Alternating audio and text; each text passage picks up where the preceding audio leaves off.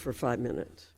Thank you, Madam Chair. I am strongly supportive of this bill, the Empower Charter School Educators to Lead Act. We have been fighting against attempts by this administration to cut grants for charter schools. And also, we're seeing in states like California, they're making it harder to open charters.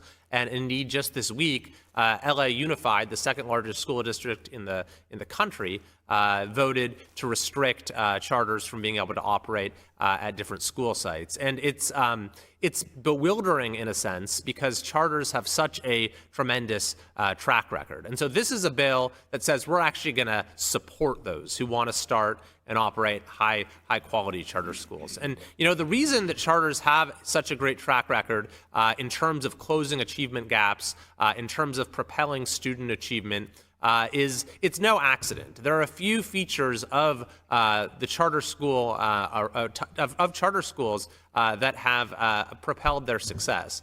First of all, contrary to what you sometimes hear, charters are public schools. They're free. They're open to all. They must accept all students. If there are more students who want to go there than there are seats, then they have to do a lottery, which is why many have very long waiting lists. But there are a couple ways in which they differ from traditional public schools.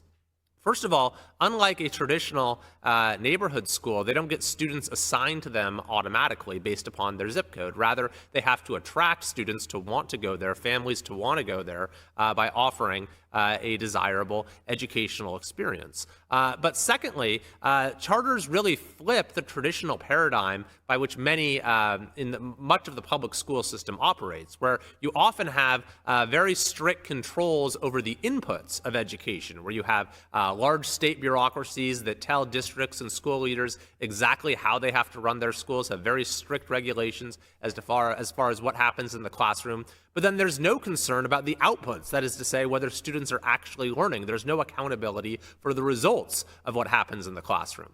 So charters flip that paradigm. They say, we're not going to regulate each and every input. We're not going to tell you exactly how to run your school and run your classroom, but what we are going to do is hold you accountable for the results and make sure that students are actually learning. And the mechanism of accountability, of course, is number one, you have to, as I said before, attract students to want to go there. And number two, your charter has to be reauthorized periodically, and the authorizer will look at whether students are actually learning and the levels of student achievement when making that decision.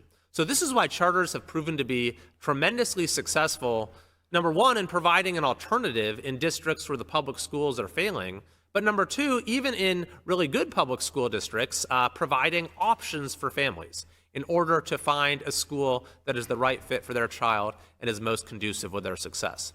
So this is a great bill that will provide some support at a time when we're not seeing nearly enough support for the charter school movement, which has really been one of the most positive things that's happened in public education in this country in recent decades. So I thank the author, Ms. Letlow, for bringing it forward, and I yield back to the chair.